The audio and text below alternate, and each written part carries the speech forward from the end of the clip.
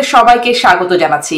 আমি শারমিন চৌধুরী। আজকের আয়োজনে আমার দুজন অতিথি আছেন সিনিয়র সাংবাদিক মুস্তফা ফিরোজ এবং আছেন এবি পার্টির সাধারণ সম্পাদক ব্যারিস্টার আসাদুজ্জামান ফুয়াদ। স্বাগত জানাচ্ছি আপনাদের দুজনকে রাজনীতির এই পিঠোপিঠের আজকের আয়োজনে। আমি সম্প্রতি কিছু প্রসঙ্গ নিয়ে কথা বলতে চাই। শুরু করি, আপনাদের দুজনের কাছে একই প্রশ্ন রাখতে চাই বা একই প্রসঙ্গে জানতে চাই। ব্যারিস্টার ফুয়াদ, আপনার কাছ থেকে শুরু করি যে আমরা সম্প্রতি দেখলাম ডক্টর মোহাম্মদ ইউনূস মাননীয় প্রধান উপদেষ্টা ঐক্যমত কমিশনে হাজির হয়ে তিনি বললেন যে ঐক্যমত হতেই হবে, দ্বিমতের কোনো জায়গা নেই, এরকম একটা অবস্থান তিনি জানিয়েছেন। তাহলে নির্বাচন সার্থক হবে না দ্বিমত রেখে সম্পূর্ণ হলে। সেজন্যই আমি একটা প্রশ্ন করতে চাই যে তিনি অবস্থান বদলালেন কিনা বা বদলালেন কেন? কারণ তিনি তো আগে বলেছিলেন যে যতটুকু ঐক্যমত হবে ততটুকুই বাস্তবায়ন হবে, কিন্তু এখন ঐক্যমত হতেই হবে, এই অবস্থানে কেন গেলেন? ব্যারিস্টার আসাদুজ্জামান ফুয়াদ, কি মনে হয়? ধন্যবাদ। আমার মনে হয় যে ওটাকে ওই সেন্সে নেয়ার দরকার নাই। আমি মিটিং এ ছিলাম, ওনার পুরো বক্তব্যের নির্যাস হচ্ছে যে রাজনৈতিক দলগুলো তাদের ভিতরকার যে দ্বিমতগুলো আছে সেটা যথাসম্ভব যদি নিজেরা সমাধান করে ফেলতে পারে, তাহলে আমাদের শত্রুরা যারা এই সিচুয়েশন গুলোর জন্য সুযোগ নিতে চাচ্ছে, দেশে অরাজকতা তৈরি করতে চাচ্ছে, তারা নিতে পারবে না। তো সেখানে তিনি ওই যে আলাদিনের চেরাগের কথা বলেছেন যে আমাদের যদি সুযোগ থাকে তাহলে কি আমরা কমটা করব না বেশিটা করব, যত বেশি করা যায় আর কি। এবং আপনি জানেন যে আমাদের অনুরোধে কমিশনের মেয়াদও 1 মাস বাড়ানো হয়েছে, যে যত বেশি নোক্তা দেয়া আছে, নোট অফ ডিসেন্ট, আপত্তি দেয়া আছে, এগুলো আলোচনা করে কমিয়ে নিয়ে আসা যায়, একমত হওয়া যায়, সব পক্ষ আরো ছাড় দিতে পারে কিনা, এই ব্যাপারগুলোতে উনি আসলে ওভারঅল বলেছেন আর কি, যে ব্যাপারটা এরকম না যে চাবুকের নিচে রাইখা যে বেটা সব বিষয় একমত হবে তাই আজকে রাতে খাবার দিব না আর কি, এরকম কোনো বিষয় না, এটা আমার কাছে মনে হয়নি। জি, আমি আপনার কাছে এই চাবুকের নিচে রাখার বিষয়টা নিয়ে আসবো, তবে আমি মুস্তফা ফিরোজের কাছ থেকে একটু শুনে নিয়ে আসি যে আপনার কি মনে হলো, অবস্থানের পরিবর্তন ঘটেছে কি কিছু, নাকি আগের মতোই আছেন, যতটুকু ঐক্যমত হবে ঠিক ততটুকুই বাস্তবায়ন, তার বেশিও না কখনো? জি, এখন পর্যন্ত সেটা তো বোঝা যাচ্ছে না, কারণ একটা রিজিড পজিশন দেখা যাচ্ছে বিএনপি এবং জামাতের মধ্যে, এবং একটা পাল্টাপাল্টি জিনিসটা একটু বাড়লো এই কারণে যে যখন নাকি জামাতের নেতৃত্বে 7টা রাজনৈতিক দল মাঠের আন্দোলন কর্মসূচি দিল।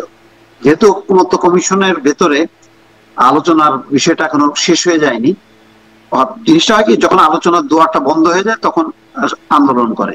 এখানে তো আলোচনাটা চলছে, 30টা রাজনৈতিক দল যেখানে অংশ নিচ্ছে, সেখানে হঠাৎ করে আন্দোলন কর্মসূচিটা কেন? তাহলে কি এই আলোচনাটা হচ্ছে এটার উপরে চাপ তৈরি করা, নাকি কার উপরে চাপ তৈরি করা? সরকার তো এই সবাই মিলে যা বলবে সেটা ইমপ্লিমেন্ট করবে।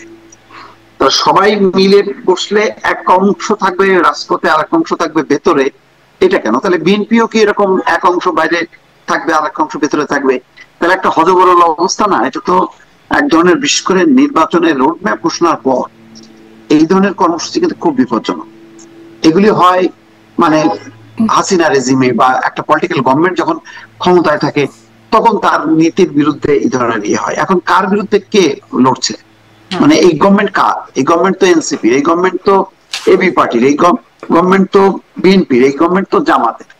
তাহলে রাজপথে কেন আলাদা একটা জোট? যদি এটা নির্বাচনী জোট হয় তাহলে সেটা আলাদা কথা, সেটা তো করতেই পারে। কিন্তু এই ইস্যুতে যে আমি পিয়ার কি মানবো না, এটা তো হলো আভ্যন্তরীণ আলোচনার ভিত্তিতে ঠিক হবে শেষ পর্যন্ত, যে ঐক্যমত্য কমিশন সবার আলোচনা শুনে তারা কি সিদ্ধান্তটা নেবে এবং কিভাবে এটা ইমপ্লিমেন্ট করবে। কিন্তু তার আগে আমি আন্দোলন কর্মসূচি দিয়ে আমি বের হয়ে আসলাম, তাহলে জিনিসটা কি দাঁড়াচ্ছে? তাহলে জিনিসটা তো একটু জটিল আকার ধারণ করো। তার ঐক্যমতের জায়গাটা ঠিক যে আমরা আলাপ আলোচনা করেই সমাধান করব বিষয়টা তা না। আমাকে আমার দাবিটা পূরণ করতেই হবে, এর কোনো পথ নেই। দেয়ালে বলে না, দেয়ালে পিঠ থেকে গেলে তখন মানুষ এই ধরনের কর্মসূচি করে।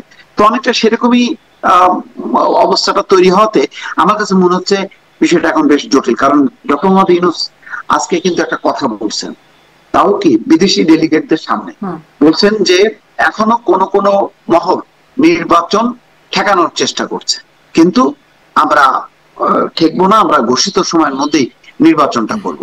এই কথাটা কেন বললেন? তিনি তো বলতে পারতেন যে রাজনৈতিক দলগুলো চমৎকার ভাবে আলোচনা করছে এবং তারা সমঝোতায় উপনীত হবে এবং উৎসব মুখর পরিবেশে একটা নির্বাচন হবে। এই কথাটা তো বলতে পারলেন না, তিনি তো এই কথাটা বললেন। তার মানে হচ্ছে এখানে মানে মতানৈক্যের জায়গাটা এই মতানৈক্য কি আলোচনারত রাজনৈতিক দলগুলোর মধ্যে নাকি বহিঃশক্তি? মানে সবসময় শুনি আওয়ামী লীগ করছে, ভারত করছে নির্বাচন, মানে নির্বাচনকে বানচাল বা নির্বাচনে ষড়যন্ত্র করছে, এই বিষয়গুলো শোনা যায়। আসলে এই মতানৈক্যটা এখন এই কথা বলে তো দুটো অর্থই হয়, এটা অর্থটা হয় ভেতর থেকেও বাইরে থেকেও। উনি নির্দিষ্ট করেননি যে কোন পক্ষ বাধা দিচ্ছে নির্বাচন অনুষ্ঠানে, মহল স্পষ্ট, কিন্তু আমাদের এই পর্যায়ে যারা আন্দোলন নিশ্চয়ই এই আন্দোলনটা সরকারের জন্য সুখকর না, বিএনপির জন্য সুখকর না। বিএনপি তো বলেছে, সালাউদ্দিন আহমেদ বলেছে যে আলোচনা চলাবস্থায় এই ধরনের আন্দোলন অনভিপ্রেত, তবে তাদের গণতান্ত্রিক অধিকার আছে, এই কথাটা বলছে। কিন্তু এটা তো বোঝাই যায় কখনো সরকারের জন্য সুখকর আন্দোলন দেখেছি। মোস্তফা ফিরোজ, একটু আমি ব্যারিস্টার ফুয়াদ থেকে যাচ্ছিলাম কিন্তু এই প্রশ্নটা চলে আসলো, সরকারের জন্য সুখকর বা সরকার যেমনটি যে আপনাদের নানান জনের বিশ্লেষণে অন্ততপক্ষে যেটা উঠে এসেছে যে যেমন সরকারের আওয়ামী লীগকে নিষিদ্ধ করার যখন মানে আওয়ামী লীগকে নিষিদ্ধ করার একটা সিদ্ধান্ত হলো, চাপ প্রয়োগ করলো, সাথে সাথে নিষিদ্ধ করলো, মনে হলো যে একটা যোগসাজশ হলো। অনেকের বিশ্লেষণ ছিল এরকম যে সরকার চেয়েছে, মাঠের আন্দোলন হয়েছে এবং সেটি বাস্তবায়ন হয়েছে, সুখকর আন্দোলন। এটি যে সুখকর না, এটি আমরা কিভাবে নিশ্চিতভাবে বলতে পারি, মানে বর্তমানে আন্দোলন যেটি? না, এটা আমি সেটা মনে করি না, এটা এক ধরনের চাপের মুখে। ওই সময় যদি বিএনপি আবার মানতো যে তারা কোনো দল নিষিদ্ধ করার পক্ষপাতী না, তাহলে কিন্তু জিনিসটা সংঘাত হতো। বিএনপি কেন জানি মানে বেশ একটু ডিফেন্সিভে খেলছে আর কি, তারা সংঘাতে যাচ্ছে না, কিন্তু বিষয়টা তারা গ্রহণও করছে না। আমি যেটা মনে করি যে এটার একটা আন্তর্জাতিক ঝুঁকি আছে, কারণ বাংলাদেশের নির্বাচন তো শুধু বাংলাদেশের না, এর সাথে একটা বৈশ্বিক বিষয় জড়িত আছে, যার কারণে আজকে দেখেন ইউরোপীয় ইউনিয়ন দরজা করছে কেন, কালকে জামাতের সাথে বসলো, আজকে কেন বসলো, কেন এই পশ্চিমা দেশগুলো দৌড়দৌড়ি করছে, তাদের মধ্যে অনেক রকম শঙ্কা তৈরি হচ্ছে এই নির্বাচনকে ঘিরে। সামনে কারা ক্ষমতা আসছে, তাদের পলিসিটা কি হবে, সেটা কতখানি তাদের পশ্চিমা দেশের যে গণতান্ত্রিক যে মডেল আছে সেই মডেলের সাথে সামঞ্জস্যপূর্ণ হবে কি হবে না, তারা হয়তো বুঝতে চাচ্ছে। এর ফলে তাদের মধ্যে একটা উদ্বেগও আছে, কারণ আপনি কোন রাজনৈতিক দলকে যদি নিষিদ্ধ করেন আন্তর্জাতিকভাবে, এটার কিন্তু একটা যদি প্রশ্ন হয়, তাহলে কিন্তু সবচেয়ে বিব্রতকর অবস্থার মধ্যে পড়বে কিন্তু ডক্টর মোহাম্মদ ইউনূস, যার মূল বেসটা কিন্তু পশ্চিমা বিশ্ব। সেই পশ্চিমা বিশ্বটা কি এটা অ্যালাউ করবে কিনা, কারণ তারা তো জাতিসংঘের একটা রিপোর্টে আমার মনে আছে যে তারা গণহত্যার একটা বিস্তারিত বিবরণ দিয়ে বলছে যে গণহত্যায় যারা জড়িত শুধু তাদের বিচার হবে, কিন্তু কোনো দলকে বিচার করা যাবে না। তো এই সুপারিশটা কি ডক্টর মোহাম্মদ ইউনূস জানেন না? জানেন। এখন উনার আমলেই যদি উনি এটা ইমপ্লিমেন্ট করেন, তখন আন্তর্জাতিক মহলের কাছে তো উনি কি জবাবদিহি করবেন?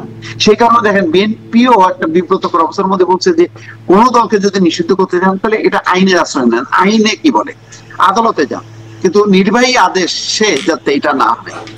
তো আবারও সেই প্রশ্ন, কোন দলকে নিষিদ্ধ করবেন না, ডক্টর মোহাম্মদ ইউনূসও তো এই কথাটা বলেছিলেন।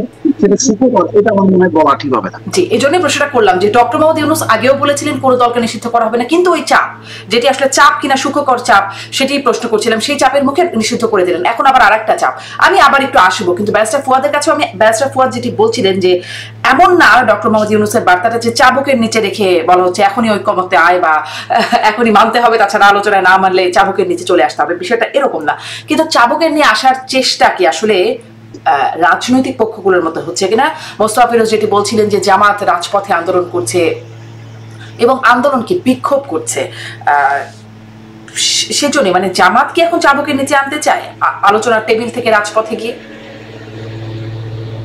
দেখেন, রাজনৈতিক দলগুলোর সাথে আমার আনুষ্ঠানিক মিটিং কথাবার্তা বলে এটা কখনো মনে হয় নাই যে তারা আসলে ফেব্রুয়ারির নির্বাচন চায় না, অথবা নির্বাচনে অংশগ্রহণ করবে না, অথবা কোনোভাবে পিছিয়ে দেবার চেষ্টা করতেছে, এইটা মনে হয়নি। বাট যেটা মনে হয়েছে সেটা হচ্ছে সবার তো নিজস্ব রাজনীতি আছে, সবাই তো চাইবে তার ভোট বাড়ানোর জন্য, তার সিট বাড়ানোর জন্য। আপনাদের মনে থাকার কথা যে ঐকমত্য কমিশন গঠিত হবে, সেটা তো গত বছর ডিসেম্বরে ঘোষণা দেওয়া হয়েছিল। তারপরে কি বিএনপি বড় বড় সমাবেশ মহাসমাবেশ করে নাই? বিএনপির অ্যাক্টিং চেয়ারম্যান কি ডেডলাইন দেয় নাই যে নির্বাচনের দিন তারিখ ঘোষণা করতে হবে? করেছে তো। তো এটা কেন করেছে? এটা তার পলিটিক্স। একটা রাজনৈতিক দল নির্বাচন চাবে, চাইতে পারে, 1000 বার চাইতে পারে, কোনো সমস্যা নাই। এখন এই জন্য এখন একই রকম ভাবে কি ব্যারিস্টার ফুয়াদ, একই রকম ভাবে কি? কারণ আমি প্রশ্নটা এই জন্য করছি, নির্বাচন চাইছে সরকারের কাছে এই জন্য দাবি নিয়ে তারা সমাবেশ করছে, কিন্তু এখানে বিক্ষোভ করছে জামাত এবং ইসলামী আন্দোলনগুলো। বিক্ষোভ কার, মানে বিক্ষোভ তো ক্ষোভের প্রকাশ। এই ক্ষোভটা কার বিরুদ্ধে দেখাচ্ছে? সরকারের বিরুদ্ধে। চাপটা কাকে দিচ্ছে? বিএনপি যেমন সরকারকে চাপ দিচ্ছিল নির্বাচন আদায়ের জন্য, এই চাপটা কাকে দিচ্ছে? জামাত এবং ইসলামী দলগুলো। রাজনীতির স্বার্থ কার কার উপরে থাকে? একটা হচ্ছে রাষ্ট্রকে কন্টিনিউয়াসলি বলা যে আপনারা যেভাবে দাবি দাওয়াগুলোকে, রাজনৈতিক মতামতগুলোকে হালকা করে দেখছেন, অথবা কমিশনে যান, কমিশনে গিয়ে নিজেরা আলাপ করে নেন, নিজেরা কোনো দায়িত্ব নিচ্ছেন না, এটা একটা বক্তব্য দেওয়া তাদের পক্ষ থেকে যে আমরা চাই আপনারাও ডিসাইসিভলি এখানে রোল প্লে করেন, ভূমিকা নেন। আবার দ্বিতীয়ত হচ্ছে ইকুয়ালি পলিটিক্যাল পার্টিগুলোকেও চাপ দেয়া যে আসলে একটা কনসেনসাসে আসা, যেখানে যেখানে ছাড় দেওয়ার সুযোগ আছে সেখানে সেখানে ছাড় দেয়া। এবং সেই জায়গাতে আমার মনে হয় যে এটা দেবার মধ্যে কোনো মানে রাজনীতির ফ্রেমের যতক্ষণের মধ্যে থাকবে, যতক্ষণ পর্যন্ত যেখানে যেখানে চাপ দেওয়ার মানে ছাড় দেওয়ার সুযোগ আছে সেখানে সেখানে ছাড় দাও, বিষয়টা তো তা না। সুনির্দিষ্ট 5টা দাবি, তার মধ্যে উল্লেখযোগ্য হচ্ছে পিআর, জাতীয় পার্টি নিষিদ্ধ করা, এইরকম কয়েকটা, মানে যেখানে যেখানে ছাড় দেওয়ার সুযোগ আছে সেখানে সেখানে তো না, তাই না? সুনির্দিষ্ট 5টা জায়গা যেটা দিতে হবে। বললাম ভিতরে যে যেখানে ছাড় দেবে, এই 5টার ভিতরে সবাই তো সব জায়গায় ছাড় দেবে না। যেখানে যেখানে যার ছাড় দেওয়ার সুযোগ আছে এবং এই ছাড় দেওয়ানোর জন্য সরকার কিভাবে কাকে নেগোশিয়েট করবে, কার সাথে, কোন শর্তে, ব্যাকএন্ডে তো অনেক নেগোসিয়েশন হয় যে ভাই আপনি এটা মেনে নেন, আপনি এটা মেনে নেন, আপনি এটা মানলে আপনার লাভ, আপনি এটা মানলে দেশের লাভ।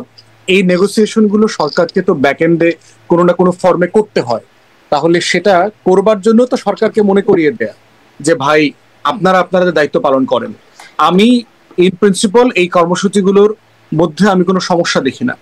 বিষয় হচ্ছে যারা কর্মসূচি দিচ্ছেন তারা সতর্ক আছেন কিনা সাফিসিয়েন্টলি যে এই কর্মসূচির আড়ালে যেই যেই অরাজকতা তৈরি করবার চেষ্টা যারা যারা করছেন তারা কোনো সুযোগ নেবেন কিনা, এইটা হলো গুরুত্বপূর্ণ বিষয়। এবং এই সীমানাটা মাথায় রাখা, কারণ দেখবেন যে এরকম এই দাবিগুলোর অনেকগুলোর সাথে কিন্তু আমরা এবি পার্টিও একমত, কিন্তু আমরা তো কর্মসূচিতে যাচ্ছি না।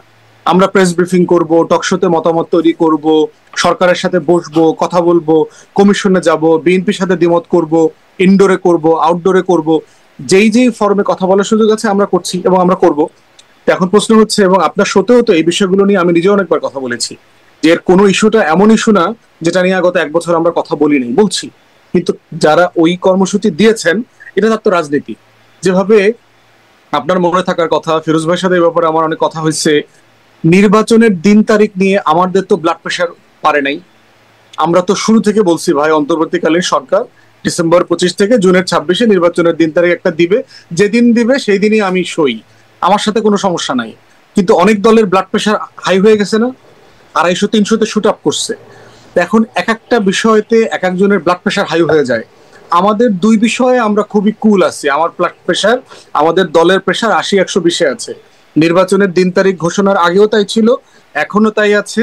গতকালকে পরশু 3টা ইসলামী দল তাদের কর্মসূচি দেবার পরেও আমাদের ব্লাড প্রেশার একই জায়গাতে আছে, মোটেও বারে কমে নাই। কারণ হচ্ছে আমরা আমাদের রাজনীতি এবং বাস্তবতা সম্পর্কে অবগত, যে আমি আসলে কতটুকু পর্যন্ত করব, কতটুকুর বেশি আওয়াজ তুললে। আন্দোলন যারা দিচ্ছে সেই দলগুলোর ব্লাড প্রেশার কেন বেড়ে গেল এই বিষয়গুলো নিয়ে, মানে তাকে জিজ্ঞেস করতে হবে আপা, কারণ সবার প্রেশার তো যার যার বেডরুমে, মেশিনও তার। ওই যে বলছিলেন ইনডোর আউটডোর নানা আলোচনা হয়, সেই আলোচনা থেকে আপনারা বুঝতে পারেন না যে কেন তাদের প্রেশার বাড়ছে এই বিষয়ে? কৌশলগত, আমি ধারণা করছি কৌশলগত ব্যাপার। সবাই বোধ করছেন যার যেখানে যতটুকু নেগোশিয়েট করবার সুযোগ আছে, হয়তো কাউকে একটু ফোন করে বলতে হবে, কাউকে একটু মিছিল করে বলতে হবে। তো যে যেটা কৌশলগত ভাবে মনে করছে সে সেটা করছে। আমরা মনে করছি আমরা আমাদের জায়গা থেকে ভিন্ন কৌশলে একই অথবা ভিন্ন মতের দাবিগুলো নিয়ে আমরা কাজ করবো আর কি। আপনারা কোন কোন দাবির সাথে, আপনারা বলছিলেন যে আমরা অনেকগুলোতে একমত, আপনারা কোন কোন দাবির সাথে একমত আন্দোলনকারী দলগুলোর মধ্যে? ধরেন তো আমাদের একটা মিক্স সিস্টেমের প্রস্তাবনা আছে, যে যদি উচ্চ কক্ষে ভোটের পিয়ার না হয়, উচ্চ কক্ষই চাই, এটা আমাদের দলীয় পজিশন, তাহলে নিম্ন কক্ষে মিক্স সিস্টেম হতে পারে কিনা 200 আসনে। কারণ জামায়াত ইসলামী আন্দোলন বাংলাদেশ তারা শতভাগ পিয়ার চাচ্ছে, আমরা শতভাগের ব্যাপারে একমত না। আমরা বোধ করছি যে একটা ট্রানজিশন সময় নিয়ে সিস্টেম চেঞ্জ করতে হয়। একটা সিস্টেম, একটা রাষ্ট্র, একটা জনগণ অনেক বছর ধরে যেটা অভ্যস্ত থাকে, সাডেনলি তাকে 360 ডিগ্রি পরিবর্তন করলে সে সেটাকে নিতে পারবে না, অ্যাবজর্ভ করতে পারবে না। এই জন্য একটা ট্রানজিশন নিতে হবে। ট্রানজিশনটা কি হতে পারে? আমরা 200 আসনে বিদ্যমান পদ্ধতিতে নির্বাচন হোক, তাহলে সুবিধা যেটা, আর 100 আসনে পিআর হতে পারে। তাহলে বিএনপিকে আশ্বস্ত করা যাচ্ছে যে আপনি যেহেতু এখন সবচেয়ে বড় রাজনৈতিক দল, আপনি 200 থেকে 150-60 এমনি পেয়ে যাবেন। তাহলে সরকার গঠিত হয়ে যাবে। সরকার গঠনে নেপালে, শ্রীলঙ্কাতে যে টেনশন গুলো দেখেছি সেটা হচ্ছে না। আবার 100 পিআর থাকলে যেটা হবে, 1% থ্রেশহোল্ডে অনেক ছোট বড় রাজনৈতিক দল ডানে বামে সবাই কোনো না কোনো ফর্মে পার্লামেন্টে রিপ্রেজেন্টেশন পেয়ে যাবে। তাহলে এটা উইন উইন সিচুয়েশন সকল রাজনৈতিক দলের। আমাদের প্রস্তাব ছিল যে একটা মিক্স সিস্টেমে আমরা যেতে পারি কিনা, যেখানে সরকার স্টেবল থাকবে, বিএনপি বড় দল আকারে আশ্বস্ত হবে, বাকি দলগুলো জানবে। আপনাদের প্রস্তাব নিয়ে আলোচনা হয়েছে, মানে আলোচনার ফিডব্যাক কি মনে হলো? কমিশনে আমরা বারবার বলেছি এজেন্ডাভুক্ত করে আলোচনা করবার জন্য, তারা কখনো এটা করতে রাজি হন নাই। বোধ করি যে আজকে এই কর্মসূচিগুলো রাজপথে আসার একটা বড় কারণ হচ্ছে যে কমিশন সময় নিয়ে এজেন্ডাভুক্ত করে আলোচনা করেন নাই। যদি করতো তাহলে উচ্চকক্ষ নিম্ন কক্ষের মতো করে পিআর এর আলোচনাটা একটা রেজলিউশনে যাইতো, অথবা জাতি দেখতে পাইতো যে আমাকে রাস্তায় পর্যন্ত যাওয়ার প্রয়োজন হতো না। ঠিক একইভাবে ধরেন আওয়ামী লীগ, জাতীয় পার্টি, 14 দলের রাজনৈতিক ভবিষ্যৎ কি হবে, সেখানেও কিন্তু আমরা একইভাবে এজেন্ডাভুক্ত করে আলোচনা করতে পারতাম। আমি গণতদন্ত কমিশনের কথা বহু আগে বলেছি, আপনার সাথেও বলেছি, 1 বছর আগে থেকে বলেছি যে নির্বাহী আদেশে দল নিষিদ্ধ না করে জনগণের মতামত নেওয়া দরকার, আমেরিকান স্টাইলে শুনানি হওয়া দরকার, সবাই সেখানে মতামত দেখি আমরা ওপিনিয়নটা কিভাবে ক্রিয়েটেড হয়, তারপরে জুডিশিয়ারি ডিসাইড করবে যে তাদের ফেট কি হবে। তো এইরকম প্রত্যেকটা বিষয় দেখবেন যে যে কর্মসূচিগুলো এসছে এগুলো কিন্তু পিআরভুক্ত করবার, এজেন্ডাভুক্ত করবার দাবি এই রাজনৈতিক দলগুলোরও ছিল। জামায়াত ইসলামী দল বাংলাদেশ কিন্তু কমিশনে একাধিকবার বলেছে। যেমন ধরেন আমরা আমলাতন্ত্রের সংস্কার নিয়ে কোনো কথা বলতে পারি নাই, আমরা বারবার বলেছি। পুলিশ সংস্কার নিয়ে খুব সিরিয়াস কোনো তর্ক হয়নি, আলাপ আলোচনা হয়নি। এরকম অনেকগুলো গুরুত্বপূর্ণ বিষয় আছে যেটা আমরা কমিশনে এজেন্ডাভুক্ত করে আলোচনা করতে পারি নাই প্রস্তাব দেওয়ার পরেও। তো আজকে ইভেন্চুয়ালিটি কি হয়েছে, সিচুয়েশনটা রাজপথে চলে গেছে, বাট এটা এখনো টু লেট।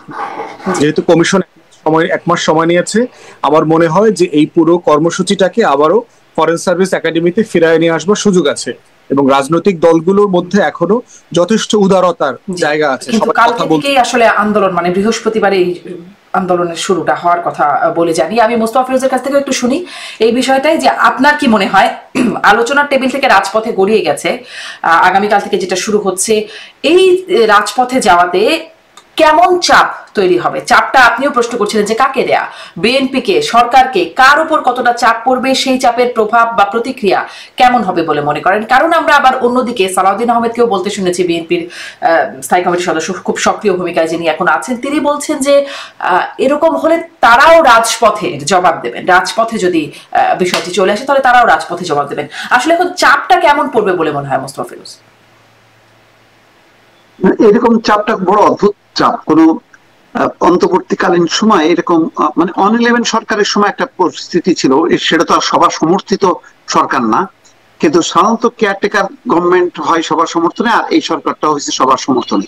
একমাত্র সরকার আমি এতদিন ছিল শুধু আওয়ামী লীগের চাপে। যেমন রাজধানীর সমস্ত থানাগুলো ব্যস্ত হচ্ছে ঝটিকা মিছিল থামানোর জন্য, তারা মহাব্যস্ত। আইন শৃঙ্খলা পরিস্থিতি লাটে গেছে, কিন্তু ঝটিকা মিছিল যাতে কোনোভাবেই না হতে পারে, এবং 5 জন যদি ঝটিকা মিছিল করে তার মধ্যে 4 জনকেই ধরা হয়। তো এইটার ব্যাপারে খুব পারফরমেন্সটা আছে। কিন্তু ঘটনা হলো যে মানে সরকার চাপ এতদিন ছিল আওয়ামী লীগের চাপ, তো এটা মানে স্বাভাবিক চাপটা। কিন্তু এই চাপটা তো ঘরের চাপ। এই ঘরের চাপটা মানে কেন, কার জন্য, কিভাবে, এটা তো খুব পরে অদ্ভুত, মানে মেলানো যাচ্ছে না কোনোভাবেই। মানে এখানে দেখা যাচ্ছে দুইটা পক্ষ মানে বেশ একটু নার্ভাস। একটা হচ্ছে সরকার যারা ক্ষমতায় আছে, আর একটা হচ্ছে বিএনপি।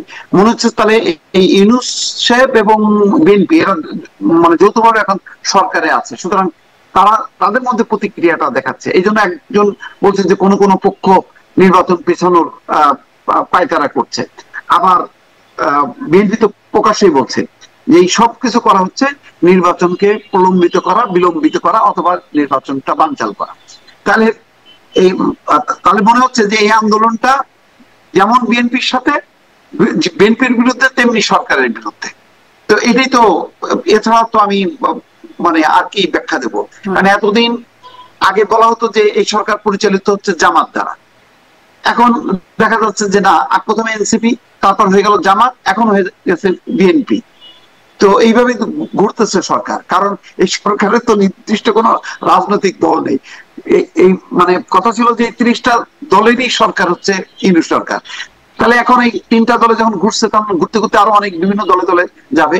মানে এইরকম পরিস্থিতির মধ্যে আমার ধারণা যে বাংলাদেশের অতীতে এরকম হয়নি, যে এরকম একটা অন্তর্বর্তী সরকারের ক্ষমতায় থাকা অবস্থায় যাদের সমর্থন নিয়ে ক্ষমতায় আসলো যে সরকার, তার বিরুদ্ধে আবার মানে আন্দোলন। আমার আসলে এখানেই প্রশ্ন, তার বিরুদ্ধে কি আন্দোলন হচ্ছে? মানে এটা কি সরকারের বিরুদ্ধে আন্দোলন, সরকারের বিরুদ্ধে ক্ষোভ? সরকার কি দাবিটা দিয়ে দিতে পারবে, মানে পূরণ করে দিতে পারবে? পিআর পদ্ধতি এটা সরকার চাইলেই দিয়ে দিতে পারবে কি? বিএনপি পারবে আসলে। এখন বিষয়টা হচ্ছে যে না, বিএনপি হচ্ছে একটা মানে অনেকটা কি বলে শ্যাডো গভর্নমেন্ট। যে বিএনপি যদি বলে যে ইয়েস, এদের দাবিগুলি যৌক্তিক, ইউনূস সাহেব আপনি এটা মেনে নেন, ইউনূস সাহেব বলবে যে আচ্ছা আলহামদুলিল্লাহ আমি মেনে নিলাম। কারণ ওনার তো যখন ইউনূস সাহেবের মেনে নেওয়ার দরকার হবে না, তখন তো সর্বসম্মতি হয়ে যাবে যদি বিএনপি মেনে নেয়, তাই না? সর্বসম্মতি হয়ে যাবে আর কি। হ্যাঁ, তাহলে এটা তাহলে বলা যায় যে এটা আসলে বিএনপির বিরুদ্ধে আন্দোলন। এই জন্য বিএনপিও দেখলাম স্থায়ী কমিটির বৈঠকে তারাও আবার সিদ্ধান্ত নিয়েছে যে তারা আন্দোলন করুক, আমরা নির্বাচনমুখী আমাদের কার্যক্রমটা জোরদার করব। জি, তারা আন্দোলন করবে, নির্বাচনমুখী কার্যক্রম জোরদার করবে। কিন্তু আমরা আসলে জামাত ইসলামের সমাবেশ দেখেছি, সোহরাওয়ার্দী উদ্যানে বিশাল জনসমাবেশ, ইসলামী আন্দোলন সমাবেশ, বড় সমাবেশ করতে পারে। মানে এত লোকবল নিয়ে যদি এখন এই আন্দোলন বিক্ষোভ শুরু হয় বা শক্তির প্রদর্শনী শুরু হয়, তাহলে আসলে পরিস্থিতিটা কোথায় যাবে? ব্যারিস্টার ফুয়াদের কাছ থেকে একটু এটা জিজ্ঞাসা করি যে এরকম রাজপথে যেটি শোনা যাচ্ছে, জনাব সালাউদ্দিন আহমেদ বলছেন যে আমরাও তাহলে রাজপথে এটার প্রশ্নের এই উত্তরটা দিব, এরকম যদি হয় তাহলে পরিস্থিতি কি হতে পারে?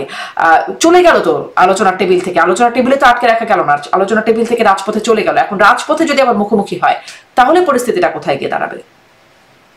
আমার মনে হয় মুখোমুখি হবে না, যেটা হচ্ছে যে আপনার রাজপথে প্রেশার ক্রিয়েট করার একটা টেকনিক তো এখানে সার্টেনলি আছে আর কি। এবং বিএনপি এখন পর্যন্ত যে সিদ্ধান্ত নিয়েছে আমি বোধ করছি এটা ওয়াইজ। ফিরোজ ভাই যেটা বললেন আর কি, যে তারা এটা কাউন্টার করে রাজপথে না নামাটাই তাদের জন্য কল্যাণকর হবে। কারণ এই কোন ধরনের কেওয়াস যদি লাগে, দিন শেষে দায়টা কিন্তু বিএনপিকে নিতে হবে। কারণ এই জামাত সহ অন্যান্য দলগুলো তখন যেটা বলবে যে কমিশনেও তারা কোনো বিষয় একমত হচ্ছে না, জুলাই সনদে তারা বাস্তবায়ন করতে দিচ্ছে না, আবার রাজপথেও আমাদেরকে কথা বলতে দিচ্ছে না এটার বিরুদ্ধে, তখন দিন শেষে মানে বড় দল আকারে বিএনপির দায়টা অনেক বেড়ে। কিন্তু দায় কেন হবে? আপনিও তো বলেন যে একমত হতে হবে, এমনটা না, গণতন্ত্রের সৌন্দর্যই হচ্ছে দ্বিমত রাখা। তাহলে দায় কেন দেয়া যাবে? তারা একমত, তারা এটা মানছে না, একমত হচ্ছে না, মানে এটা এর মধ্যে দায়ের কি আছে? ফেব্রুয়ারিতে বিএনপি ছাড়া ক্ষমতায় যাওয়া অথবা ক্ষমতা হারানোর মতো আর কোনো দল নাই। অতএব ফেব্রুয়ারি মাসে কারো যদি কিছু হারানোর থাকে এবং কারো যদি আসলে বোটা দাগে কিছু পাবার থাকে, সেটা বিএনপির।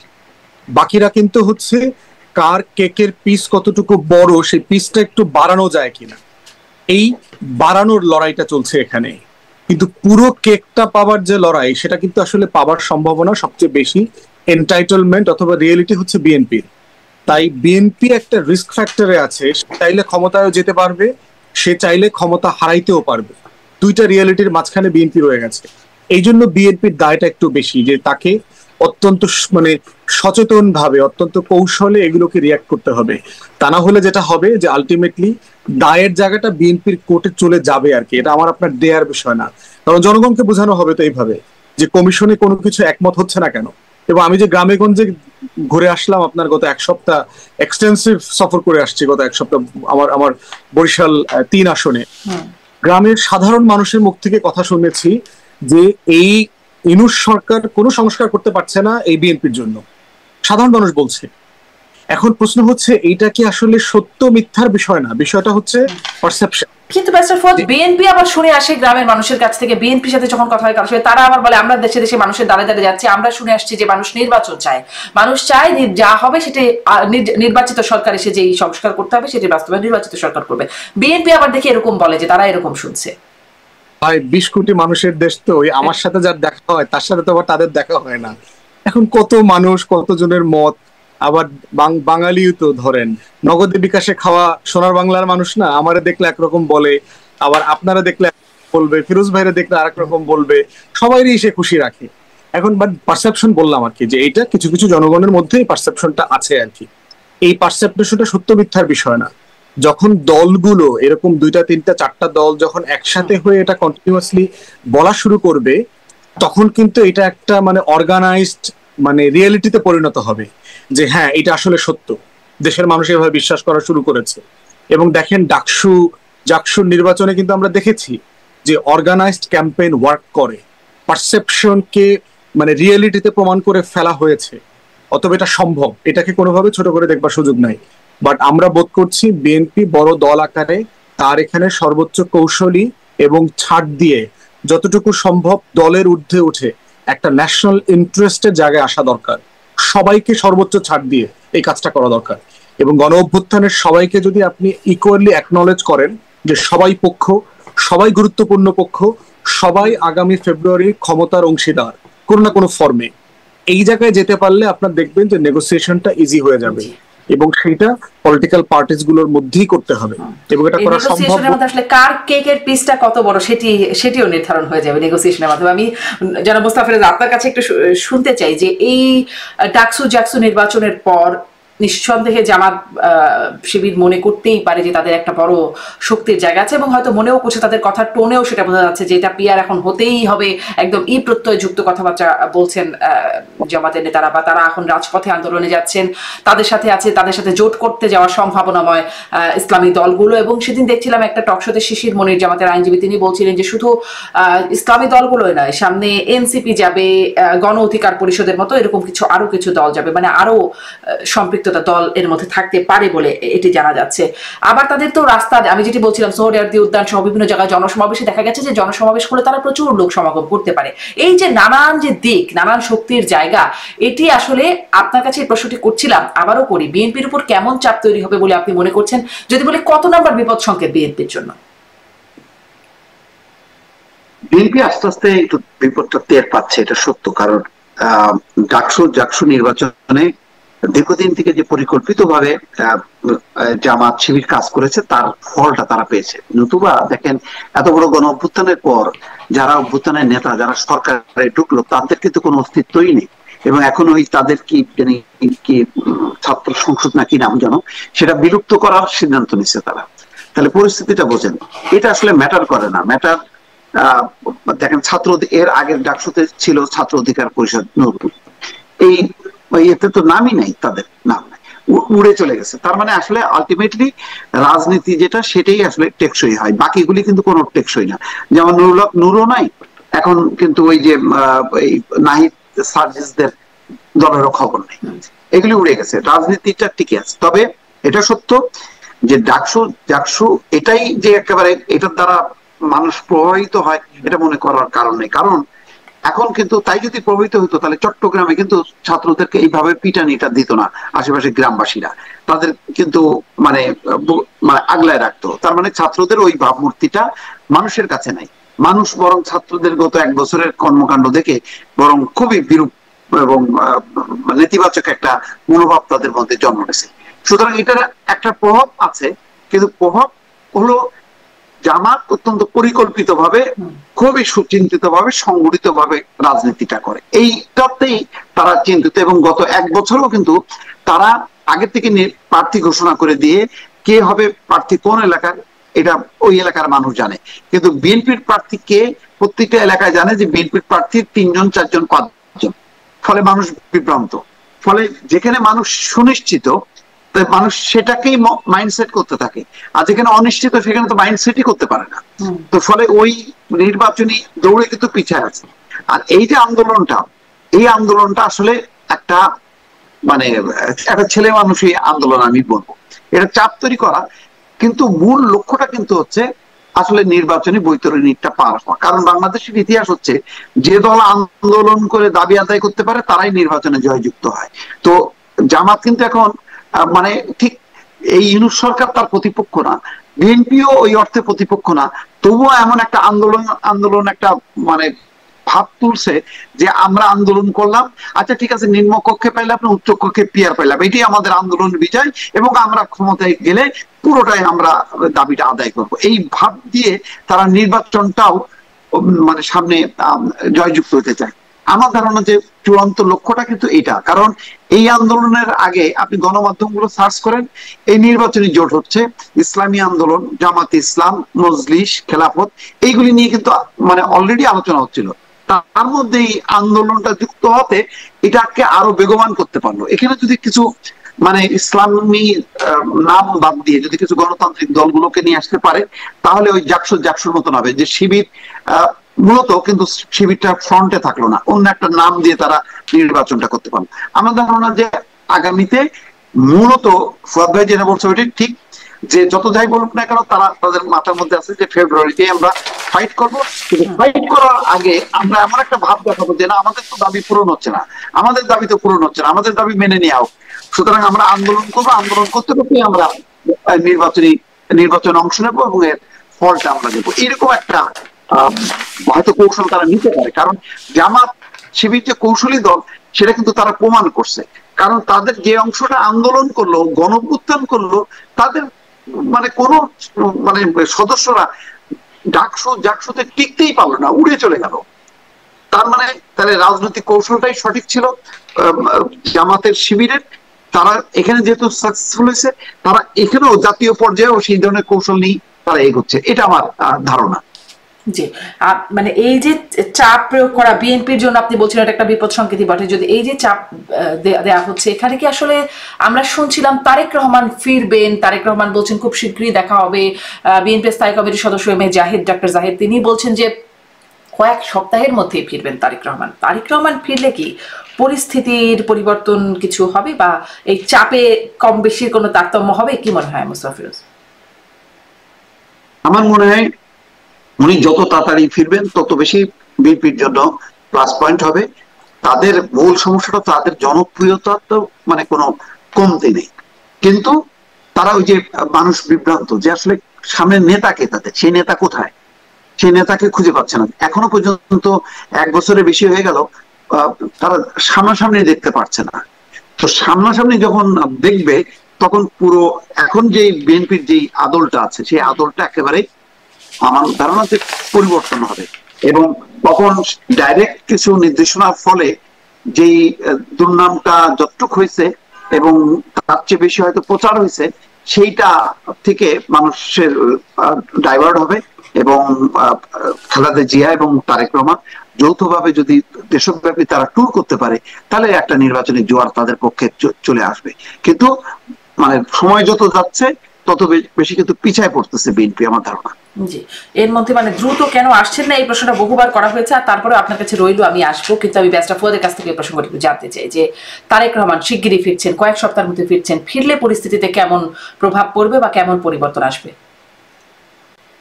দেখেন, তারেক রহমানের দেশে ফেরাটা তো একটা যৌক্তিক প্রত্যাশা। বিএনপি যারা করেন তাদের নেতা বহু বছর থেকে বাহিরে আছেন, আবার বেগম খালেদা জিয়াও অসুস্থ, দলের দিতে পারছেন না। কিন্তু এটাও তো সত্য যে তারেক রহমানের উপরে জীবনের হুমকি আছে আসলে, এবং সুব্রত বাইনের গ্রেফতার হওয়ার পরে রিমান্ডের তথ্যগুলো দিয়েছে সেটা তো আসলে মানে শিহরিত হওয়ার মতো, যে লন্ডনে থাকা অবস্থায়ও তাকে মানে এখনো অ্যাসাসিন করবার জন্য অ্যাটেম্প নেওয়া হচ্ছে, বারবার এরকম ঘটনা আশঙ্কা আসছে। তো সেই বাস্তবতায় আপনার গণ অভ্যুত্থান পরবর্তী আমরা যে বাস্তবতাতে আছি সেখানে এই সংখ্যা তো কোনোভাবে ছোট করে দেখবার সুযোগ নাই। এবং বিএনপি যে নেচারের দল, তারেক রহমান যে মানে লিডারশিপের যেখানে আছেন, এটা কিন্তু কোনো বিকল্পও নাই ওনাদের এই মুহূর্তে। মানে তিনি তার নিজের দেশে এখনো হুমকিতে, আওয়ামী লীগ যখন ছিল তখনও হুমকিতে ছিলেন, গণ অভ্যুত্থানের পরেও হুমকিতে আছেন। হ্যাঁ, থাকতেই পারে, কারণ হুমকিতে শুধু ওনারা না, আমরা অনেকেই হুমকির মধ্যে আছি। আমাদেরকে কন্টিনিউয়াসলি মানুষ বলে না যে ভাই সাবধানে থাকবেন, এই সেই। সব রাজনৈতিক দলই কম বেশি আছে। দিল্লির আধিপত্যবাদের বিরুদ্ধে যারা কথা বলছে তাদেরকে দেখিয়ে নেওয়া হবে। আপনি অনলাইনে দেখবেন আমাদেরকে মৃত্যুর হুমকি, ঠিকানা জানি, কই আছে না আছে, শুট করবো, এই সেই হ্যান ত্যান, এগুলো কন্টিনিউয়াসলি বলছে আর কি। এখন প্রশ্ন হচ্ছে যে আপনার বিএনপি লিডারশিপের প্যাটার্নটা তো এমন যে এখানে তো আপনার মানে মানে মানে কি বলবো, যে অনেক লিডারের একটা পুল আছে, ব্যাপারটা এরকম না, মানে পুল অফ লিডার্স আছে এমন না। এখানে তারেক রহমান একটা এক্সক্লুসিভ জায়গাতে আছে, তো সেই জায়গাতে ওনার সেফটি সিকিউরিটির ব্যাপারটা তো কোনোভাবে হালকা করে দেখবার সুযোগ নাই। যে একটা হচ্ছে যে উনি হয়তো শতভাগ পারফর্ম করবেন দেশে ফিরে আসলে, কিন্তু ওনার জীবনহানির আশঙ্কা থাকলে তখন তো এটাও আবার দেশে আসার পরেও আবার লিমিট হয়ে যাবে। তো এই জন্য আমার মনে হয় যে এটা বিএনপি লিডারশিপকে ডিসাইড করতে হবে, তারেক রহমানকে অ্যাট দ্য এন্ড ডিসাইড করতে হবে যে উনি আসলে কি করবেন।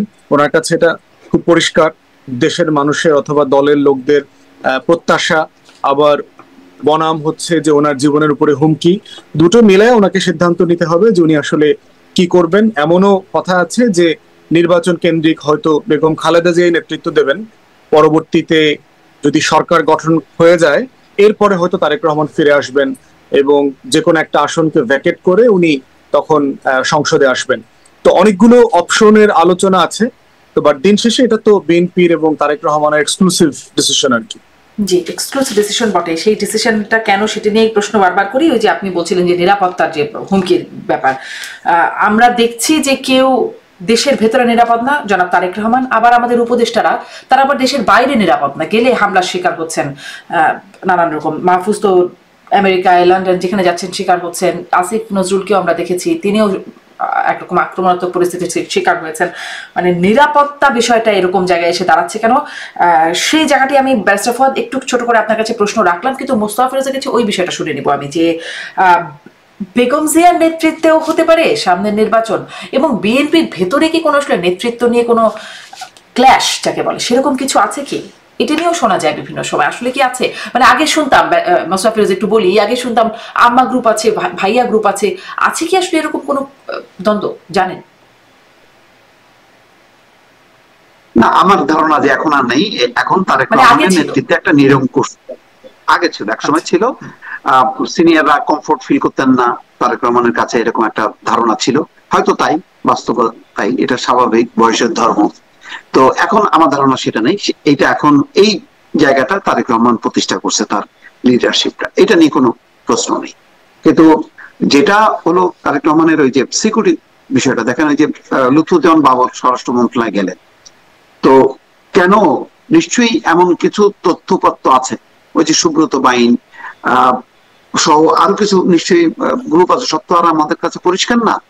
সেই জায়গাতে থ্রেটটা এখনো পর্যন্ত সরকার নিশ্চিত করতে পারছে না, কারণ এখন যে পুলিশের যে অবস্থাটা, সেই পুলিশ তো সাধারণ মানুষকে নিরাপত্তা দিতে পারে না, সেখানে ভিআইপিদেরকে নিরাপত্তা দেবে, বিশেষ করে তারেক রহমান নানান কারণে অনেকেরই টার্গেট। সুতরাং এই জায়গাটা তারা এনশিওর হতে চায়, কারণ এখন যদি কোনো ভাবে যদি তারেক রহমান আক্রান্ত হয়, তাহলে ওই জায়গাটা কিন্তু বেগম খালেদা জিয়া পূরণ করার মতন শারীরিক স্বাস্থ্যগত অবস্থা নেই।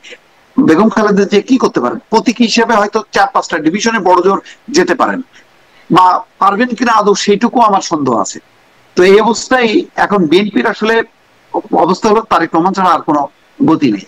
কিন্তু এটা তো আর কালেকটিভ ওই লিডারশিপটা না যে ঠিক আছে তারেক রহমান নাই আরেকজন, এরকম তো ওই জায়গাটা পূরণ করার মতন অবস্থা নেই। সুতরাং একটা ঝুঁকির জায়গায় কিন্তু আছে, কিন্তু এটা সত্য, বাস্তব। জি, মানে সেই ঝুঁকির জায়গাটা তো সব নেতাদেরই, মানে আমরা দেখেছি পতিত সরকার প্রধান যিনি ছিলেন তিনিও বারবার এরকম 19 বার না 17 বার বা 21 বার এরকম হামলার শিকার হয়েছেন। এই নিরাপত্তা বিষয়ে আমি একটু ব্যারিস্টার ফুয়াদ আপনার কাছে জানতে চাইছিলাম যে নিরাপত্তাটা আসলে কোথায় আছে? আমাদের দেশের নেতাদের এই অবস্থা হয়ে যাচ্ছে কেন? মানে কেউ দেশে আসতে পারছেন না, কেউ বিদেশে গেলে ঝামেলা হচ্ছে। আমি একটু বর্তমান উপদেষ্টাদের কথাই জিজ্ঞাসা করি, বাইরে গেলেই যে এই সমস্যায় পড়ছেন, এই প্রশ্নটা কিন্তু উঠছে বিভিন্ন সময়, বিভিন্ন জন জিজ্ঞাসাও করছে। আমি দেখলাম যে সরকারে থাকতে বাইরে গেলে এই অবস্থা হচ্ছে, তখন তো একটা সরকারি, তারপরেও একটা নিরাপত্তা থাকে, যখন সরকারে থাকবেন না তখন কি হবে? দেখেন, এইটা তো আমাদের রাষ্ট্রের যে টক্সিক পলিটিক্যাল কালচার এবং এই যে মানে একটা দূষিত রাজনৈতিক পরিবেশের ভিতরে আমাদের ছেলেমেয়েরা বড় হয়, সে যখন বিদেশে যায় সে তো একটা ছোট্ট বাংলাদেশ মাথার মধ্যে করে নিয়ে যায়। এই জন্য দেখবেন যে আমরা যখন যাই চিৎকার করেই কথা বলি, জোরে কথা বলি, আমরা বাংলাদেশে যেভাবে কথা বলি। আমরা যখন খাইতে বসি আমরা কিন্তু গাদা গাদা ভাত আপুস গুপুস করে খাই, দেখবেন ওখানে ওইভাবে খাই। তারপরে দেখবেন আমরা যখন হাঁটি এখানে সেখানে ময়লা ফালানোর খাইসলত দেখবেন, মানে অনেক চেষ্টা করলেও দেখবেন মানে মনের ভুলই কলার ছোলাটা ডান দিকে বাম দিকে চলে যায়, রাস্তায় চলে যায়, বিনটা চোখে পড়ে না। তো তারপর দেখবেন আমরা যখন বাইরে যাই আমরা ডাইরেকশন দেখে ম্যাপ দেখে পথ চলতে অভ্যস্ত না। আমরা দেখবেন যে গাড়িতে যখন উঠে বসি, বাইরে থেকে বাংলাদেশ থেকে যখন আসে, আমার মনে আছে আমরা সবসময় পিছনের সিটটাতে গিয়ে বসতাম, কারণ যিনি গাড়ি চালায় তাকে সবাইকে শুধু তো এখন আপনি হয়তো ড্রাইভার, কিন্তু আপনি তো আমেরিকান সেন্সে বাংলাদেশি সেন্সে ড্রাইভার না আর কি। তো এই কালচারাল যে একটা রিয়ালিটির ভিতরে আমরা বড় হই, এই সমস্যাগুলো আমরা ওখানে নিয়ে, তারপরে হচ্ছে রাজনৈতিক দলগুলো এই সমস্যাগুলো পোষে। দেখবেন যে পৃথিবীর অনেক দেশ আছে, যেমন ইন্ডিয়ারও দেখবেন তার কোনো শাখা সংগঠন আপনি ইয়েতে পাবেন না, বিদেশে পাবেন না।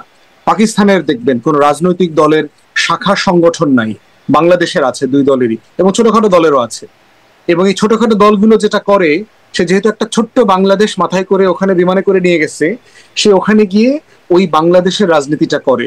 লন্ডনে টাওয়ার হ্যামলেটসে বসে করে, নিউ ইয়র্কে জ্যাকসন হাইটে গিয়ে করে, রোমে, মিলানে, প্যারিসের বিভিন্ন জায়গায় জায়গায় রেস্টুরেন্টে, বাঙালি পাড়াতে একত্রিত হয়ে সে একটা ছোট্ট বাংলাদেশ ভাবে। এবং পাশের দোকানদারের মালিক হচ্ছে আওয়ামী লীগ, এই মালিক হচ্ছে জামাত, ওই মালিক হচ্ছে বিএনপি, অমুক কম্পিউটারে হইলো সে যাইতে পারবে, অমুক কম্পিউটারের দোকানে সে যাবে না। এই যে টক্সিক রিয়ালিটির ভিতরে আমরা বড় হয়েছি, এটা হলো এটার একটা দীর্ঘমেয়াদী আপনার ট্রমা, এটা আমাদের মধ্যে রয়ে গেছে আর কি। যতদিন পর্যন্ত রাজনৈতিক দলগুলো এটা নিয়ে অ্যাড্রেস না করবে যে তার দলের নেতা কর্মীরা বাহিরে কিভাবে আচরণ করবে, করবে না।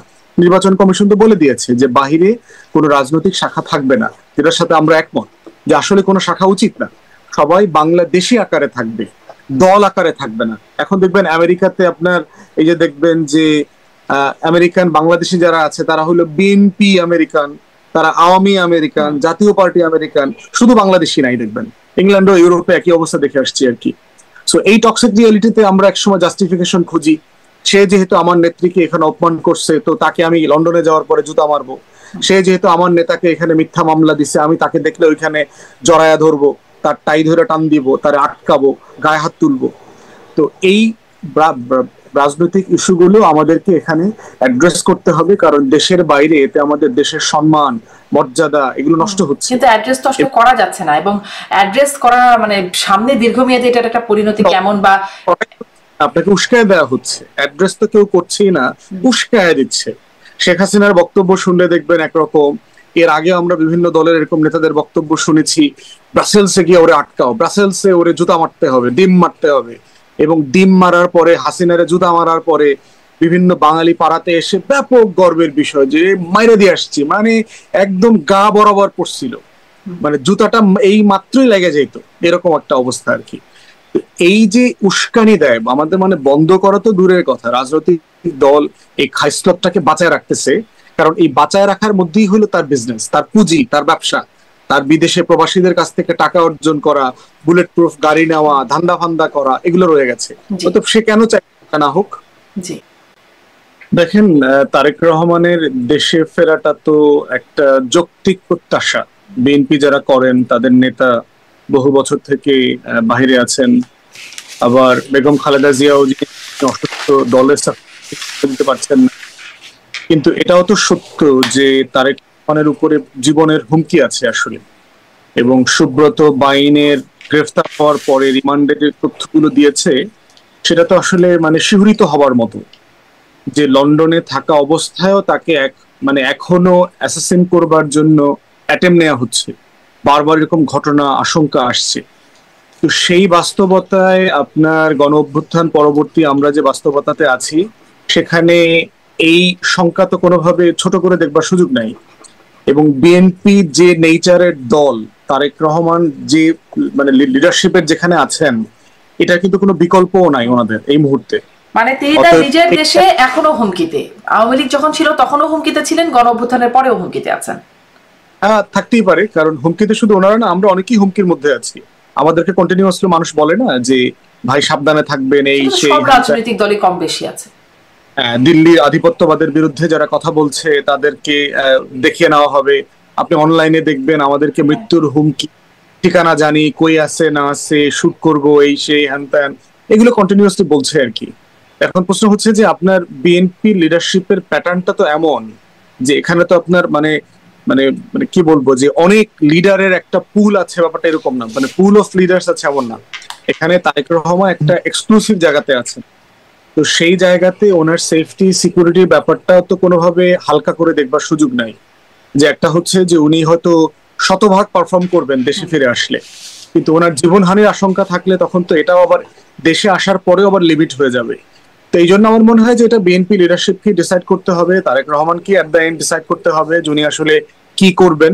ওনার কাছে এটা খুব পরিষ্কার, দেশের মানুষের অথবা দলের লোকদের প্রত্যাশা, আবার বনাম হচ্ছে যে ওনার জীবনের উপরে হুমকি, দুটো মিলায় ওনাকে সিদ্ধান্ত নিতে হবে যে উনি আসলে কি করবেন। এমনও কথা আছে যে নির্বাচন কেন্দ্রিক হয়তো বেগম খালেদা জিয়া নেতৃত্ব দেবেন, পরবর্তীতে যদি সরকার গঠন হয়ে যায় এরপরে হয়তো তারেক রহমান ফিরে আসবেন এবং যে কোনো একটা আসনকে ভ্যাকেট করে উনি তখন সংসদে আসবেন। তো অনেকগুলো অপশনের আলোচনা আছে। তো বাট দিন শেষে এটা তো বিএনপির এবং তারেক রহমানের এক্সক্লুসিভ ডিসিশন আর কি। অর্জন করা, বুলেট প্রুফ গাড়ি নেওয়া, ধান্দা ফান্দা করা, এগুলো রয়ে গেছে। তো সে কেন চায় না হোক। জি, আমি একটু মোস্তাফিজ আপনার কাছ থেকে শুনতে চাই, দেশে নিরাপদ নন তারেক রহমান আর বিদেশি নিরাপদ নন আমাদের বর্তমান উপদেষ্টা যারা আছেন, বিশেষ করে মাহফুজকে আমরা সবসময় দেখছি বাইরে গেলেই এরকম একটা হামলার শিকার হচ্ছেন, বা আমি আরো আসিফ নজরুলের কথা বলছিলাম। এইরকম পরিস্থিতির পরিবর্তন কিভাবে হবে বা হবে কিনা? এটা কি মানে খুব মানে অস্বাভাবিক। আজকে পররাষ্ট্র উপদেষ্টা কি বলছেন যে এই যে 4 জন রাজনীতিককে নিয়ে যাচ্ছেন ডক্টর মোহাম্মদ ইউনূস 21 তারিখে জাতিসংঘে, বলছে যে সেখানে এটা বিক্ষোভ হবে, এটা স্বাভাবিক, এটা ঠেকানো সম্ভব না। তবে তিনি বলছেন যে তিনি নিউ ইয়র্ক পুলিশকে বলবেন এবং তারা চেষ্টা করবেন। ক্ষোভ বিক্ষোভ এই ধরনের প্রতিবাদ পশ্চিমা বিশ্বে এটা স্বাভাবিক ব্যাপার, ওদের দেশের রাজনীতিকরাও এগুলি ফেস করে। তো আমাদের দেশে এই রাজনীতিকরা এটা ফেস করবেন না কেন? দেখেন, তবে এটা ঠিক, যেহেতু তারা জুলাই অভ্যুত্থানের নেতৃত্ব দিয়েছেন, তাদের ব্যাপারে আওয়ামী লীগের একটা ক্ষোভ আছে। আওয়ামী লীগ সারা ইউরোপে, বিশ্বে বিশেষ করে খুবই শক্তিশালী তাদের সাংগঠনিক অবস্থান, এবং তারা যেহেতু ওই দেশের নাগরিকত্ব আছে, ফলে ওরা একটা সুরক্ষিত জায়গা থেকে তারা ক্ষোভ বিক্ষোভ করতে পারে। দেখেন লন্ডনে করছে, মার্চে কই পুলিশ তো কাউকে অ্যারেস্ট করেনি।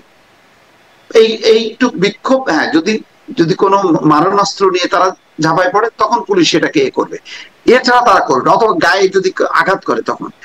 লন্ডন হাই কমিশন বলছে যে ডিম ছোড়া হয়েছে সেটা খালি গাড়িতে পড়ছে, এখানে মাহফুজ আলম ওই গাড়িতে ছিল না, এবং আওয়ামী লীগের সংখ্যা ছিল 18। এটার একটা বিকল্প হইতে পারতো। এনসিপি তো সারা দেশে বিদেশে তাদের সমর্থকরা আছে, তো তাদেরকে প্রোটেকশনের জন্য ওই এনসিপি নেতা কর্মীদেরও পাল্টা সমাবেশ করতো। আমরা বিএনপি আওয়ামী লীগের ক্ষেত্রে কি দেখি, আওয়ামী লীগের যখন হয় তখন বিএনপিরা আসে, আবার বিএনপি যখন হয় আওয়ামী লীগের আসে, পাল্টাপাল্টি একটা হয়, পুলিশ মাঝখানে দাঁড়ায়। তো ওই অবস্থাটা না হয়তো এনসিপি অর্জন করতে পারেনি বলে এরকম অবস্থার মধ্যে পড়ছে। কিন্তু বিক্ষোভের যে মাত্রাটা বা এইটা কিন্তু খুব যে একেবারে মানে ভয়ঙ্কর ব্যাপার হয়ে গেছে এটা কিন্তু মনে হচ্ছে না। তারপর হাইকমিশন তো বলছেই যে এই ডিমটা পড়ছে হচ্ছে খালি গাড়িতে। এটা মানে দেশের বাইরে তো এর চেয়ে বেশি খুব ভয়ঙ্কর মাত্রায় করাও সম্ভব না, ওখানে নিরাপত্তা বা আইনি ব্যবস্থা সুরক্ষা যেরকম থাকে। এক্স্যাক্টলি, যারা বিক্ষোভ করতেছে তারাও জানে যে কতটুকু পর্যন্ত তারা যাইতে পারবে আর কতটুকু পর্যন্ত যেতে পারবে না। যদিও নিউ ইয়র্কের কনসুলেটে তারা ওই গ্লাস টাস ভাঙচুর করছে এবং এই জন্য ওখানকার কনসুলেট সিদ্ধান্ত নিচ্ছে যে তাদের ব্যাপারে মামলা করবে, এটা বাড়াবাড়ি করছে। আর আমাদের এমনি তো মানে আমাদের এই মাত্রা জ্ঞানটা তো আমাদের মানে আমাদের দেশের নাগরিকদের যে কোনটা অপরাধ হবে আর কোনটা অপরাধ হবে না, আমি কতটুকু পর্যন্ত বিক্ষোভ করতে পারবো, এই মাত্রাটা নেই। তবে এগুলি যেটা হয় কি সামগ্রিকভাবে, এটা আগেও যেমন এখনো তেমন, বাইরে যখন এই ঘটনাগুলি ঘটে তখন কে স্বৈরাচার কে মানে গণতান্ত্রিক এটা তো বিবেচনা হয় না। তখন এটা তারা খারাপ ভাবে দেখে যে এটা কি ধরনের যে একটা দেশের আসলো, সেই দেশেরই কমিউনিটি এই ধরনের বিক্ষোভ করতেছে, এটা তারা অবাক হয়, কিন্তু এটা তারা আশ্চর্য হয় না, কারণ তাদের দেশেও এই ধরনের ঘটনায় তারা অভ্যস্ত। জি, কিন্তু আসলে প্রশ্নটা এখানে যে রাজনৈতিক দল, আপনি বলছিলেন যে মানে আওয়ামী লীগ গেলে বিএনপি সেখানে বিক্ষোভ করতে পারে, সাথে আওয়ামী লীগও পাল্টা থাকে, বা বিএনপির কেউ গেলে সেখানে বিএনপিরও পাল্টা থাকে বিক্ষোভকে প্রতিরোধ করার জন্য বা একটা পাল্টাপাল্টির জন্য। কিন্তু এই যারা আছেন গণঅভ্যুত্থান নেতৃত্ব, তাদের জন্য কেউ থাকছেন না, বা এই উপদেষ্টারা যারা আছেন তাদের জন্য যে কেউ থাকছেন না, তাদের তাহলে সামনে এক্সিট প্ল্যান কি কিছু বিশেষ তারা ভাবছেন? এটাই নিয়ে তো তার উদ্বেগ। নাহিদ ইসলাম কি বলছে যে মানে তারা আতঙ্কিত, সে তার যে মানে পোস্টে এই ঘটনার উপরে যে ধরনের পোস্ট দিছে তাতে তো মনে হচ্ছে যে মানে মাহফুজ আলমের উপরে অস্ত্র নিয়ে কেউ ঝাঁপায় পড়ছে বা গুলি করার চেষ্টা করছে, কোন রকমে বেঁচে গেছে। এবং এখন এর পরবর্তী পর্যায়ে তাদের কি হবে যখন নাকি এই সরকার থাকবে না, এই জন্য সরকারের উপর তারা ক্ষোভ প্রকাশ করছে। এবং এটা এনসিপির যারা নেতা কর্মী আছে আসলে এটা তাদের জন্য খুবই বিপজ্জনক হবে, কারণ তাদের পাশে তো আসলে ওই অর্থে জামাত বা বিএনপি দাঁড়াচ্ছে না যে তাদের প্রোটেকশন জন্য, তাদের নিজেদেরও সেই শক্তিটা নেই।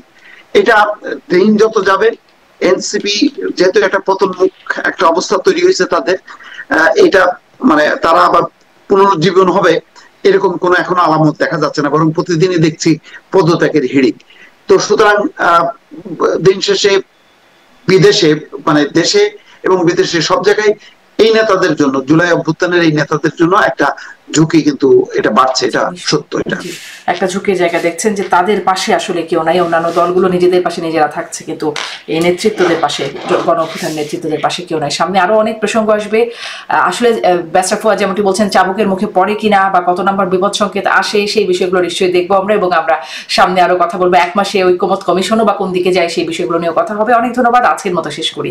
ধন্যবাদ ব্যারিস্টার ফুয়াদ, অনেক ধন্যবাদ মোস্তফা ফিরোজ, আপনাদের দুজনকেই ধন্যবাদ। দর্শক এতক্ষণ সাথে থাকবার জন্য আজকের মতো বিদায় নিচ্ছি।